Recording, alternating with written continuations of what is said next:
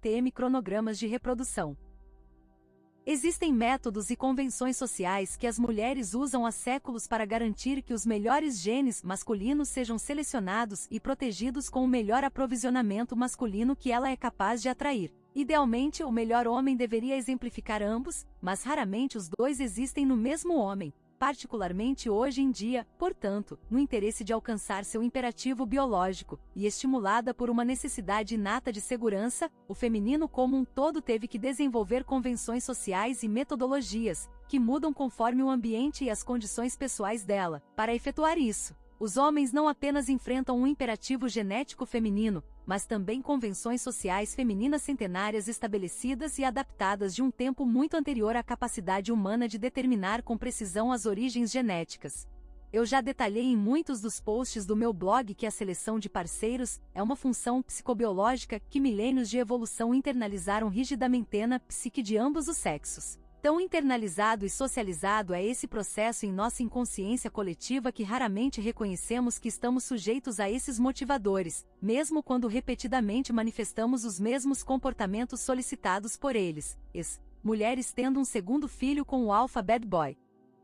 É uma lógica dedutiva simples, segundo a qual, para uma espécie sobreviver, deve fornecer aos seus descendentes as melhores condições possíveis para garantir sua sobrevivência. Isso ou reproduzir em tal quantidade que garanta a sobrevivência. A aplicação óbvia disso para as mulheres é compartilhar o investimento dos pais com o melhor parceiro possível que ela possa atrair e que possa fornecer segurança a longo prazo para ela e qualquer filho em potencial.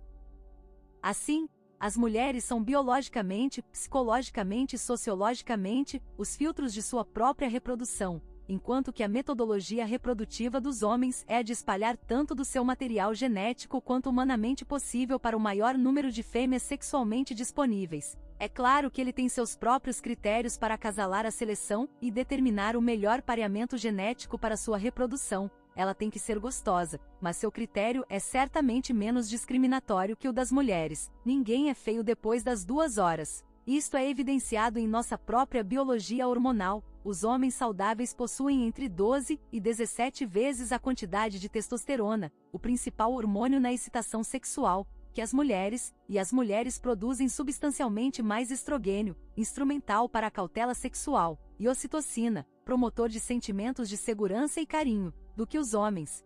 Dito isto, ambas as metodologias conflitam na prática. Para uma mulher garantir melhor a sobrevivência de sua prole, um homem deve necessariamente abandonar seu método de reprodução em favor do método dela. Isto então estabelece um imperativo contraditório para ele, ao se juntar com uma mulher que satisfará sua metodologia. Um macho deve sacrificar seu cronograma reprodutivo para satisfazer o da mulher com quem ele faz par. Assim, com tanto potencial genético em jogo em sua parte do risco, ele quer não apenas garantir que ela seja a melhor candidata possível para a reprodução e futura reprodução, mas também para saber que sua progênie se beneficiará do investimento de ambos os pais. Nota: um resultado interessante dessa dinâmica psicobiológica é a habilidade dos homens de identificar seus próprios filhos em uma multidão de outras crianças mais rapidamente e com maior acuidade do que suas mães. Estudos mostraram que os homens têm a capacidade de identificar com mais rapidez e precisão seus próprios filhos em uma sala cheia de crianças vestidas com os mesmos uniformes que as mães da criança. Mais uma vez, isso enfatiza a importância subconsciente dessa permuta genética. Estes são os rudimentos da seleção e reprodução sexual humana. Obviamente, existem muitas outras complexidades sociais, emocionais e psicológicas associadas a esses fundamentos, mas essas são as motivações e considerações subjacentes que influenciam inconscientemente a seleção sexual.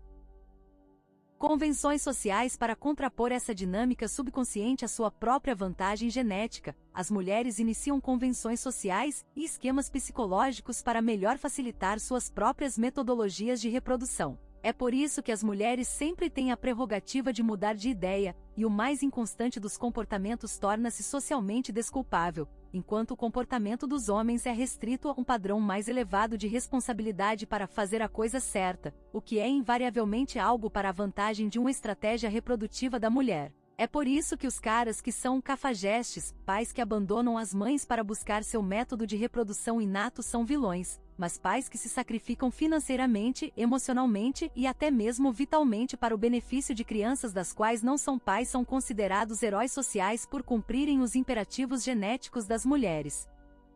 Essa é também a motivação básica para dinâmicas sociais específicas das mulheres, como as rejeições de "vamos ser apenas amigos", VSAA, e a propensão das mulheres para a vitimização, pois aprenderam que isso engendra esquemas mentais de salvadores, nos cronogramas masculinos de reprodução, Capitão Salva-Putas, e até o próprio casamento.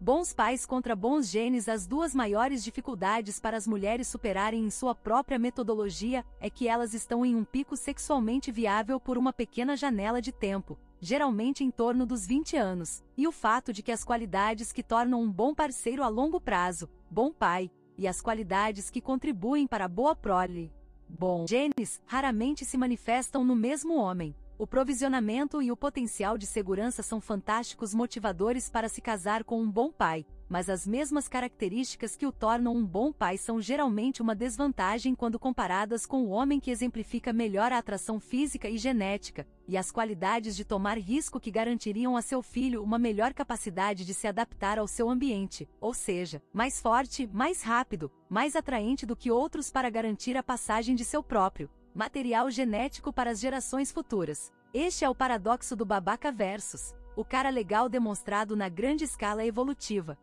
Homens e mulheres inatamente, embora inconscientemente, entendem essa dinâmica. Então, para que uma mulher tenha o melhor que o bom pai tem a oferecer, aproveitando o melhor que o homem do bom genes tem, ela deve inventar e modificar constantemente as convenções sociais para manter a vantagem em seu favor biológico, e de acordo com sua estratégia sexual pluralista.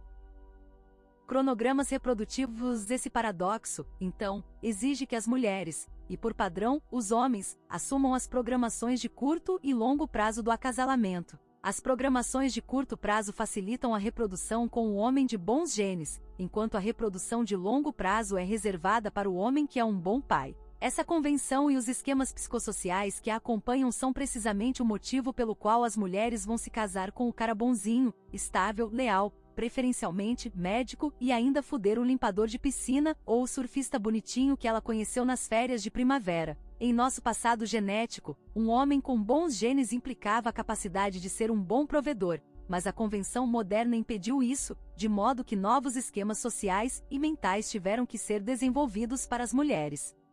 Traição. Para essa dinâmica e a praticidade de aproveitar o melhor dos dois mundos genéticos, as mulheres acham necessário trair. Essa traição pode ser feita de forma proativa ou reativa. No modelo reativo, uma mulher que já fez par com sua escolha de parceiro de longo prazo, envolve-se em uma relação sexual extraconjugal com um parceiro de curto prazo, ou seja, a esposa ou namorada traidora. Isso não quer dizer que essa oportunidade de curto prazo não possa se transformar em um segundo parceiro de longo prazo, mas a ação da infidelidade em si é um método para garantir um estoque genético melhor do que o provedor masculino comprometido é capaz de fornecer.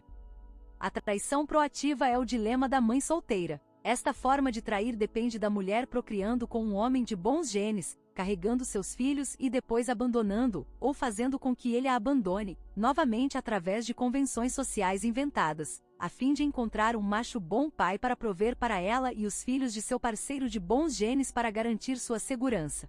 Quero enfatizar novamente que as mulheres, em sua maioria, não têm algum plano mestre conscientemente construído e reconhecido para conduzir este ciclo e deliberadamente prender homens nele. Em vez disso, as motivações para esse comportamento e as justificativas sociais associadas inventadas para justificá-lo são um processo inconsciente. Na maioria das vezes, as mulheres desconhecem essa dinâmica, mas estão sujeitas à influência dela. Para uma fêmea de qualquer espécie, facilitar uma metodologia de reprodução com o melhor parceiro genético que ela é capaz de atrair, e garantir que a sobrevivência dela e de seus descendentes com o melhor parceiro de aprovisionamento é como ganhar na Mega Sena evolucionária. Corneamento.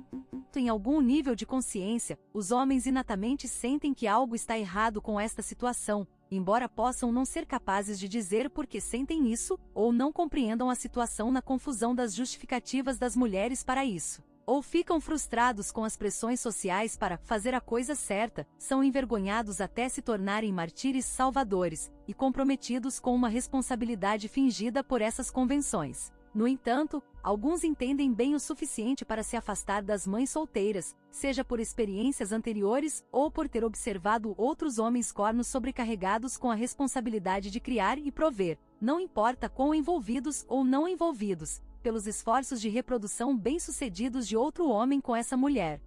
Os homens muitas vezes caem no papel do corno proativo ou reativo. Ele nunca desfrutará dos mesmos benefícios que o parceiro, de curto prazo de seu cônjuge no mesmo grau, na forma de desejo sexual ou em seu imediatismo, enquanto ao mesmo tempo terá que suportar as pressões sociais de ter que prover para o filho do pai de bons genes. Pode-se argumentar que ele pode contribuir minimamente para seu bem-estar, mas em algum nível, seja emocional, físico, financeiro ou educacional, ele contribuirá com algum esforço para o estoque genético de outro homem em troca de uma forma mitigada de sexualidade e intimidade da mãe. Até certo ponto, mesmo que apenas pela sua presença, ele está compartilhando o investimento parental que deveria ser suportado pelo parceiro de curto prazo. Se nada mais, ele contribui com o tempo e esforço para ela que poderia ser melhor investido em encontrar um parceiro sexual com a qual ele poderia perseguir seu próprio imperativo genético por sua própria metodologia. No entanto, nem é preciso dizer, há uma quantidade enorme de homens sexualmente privados o suficiente para ver além das desvantagens a longo prazo,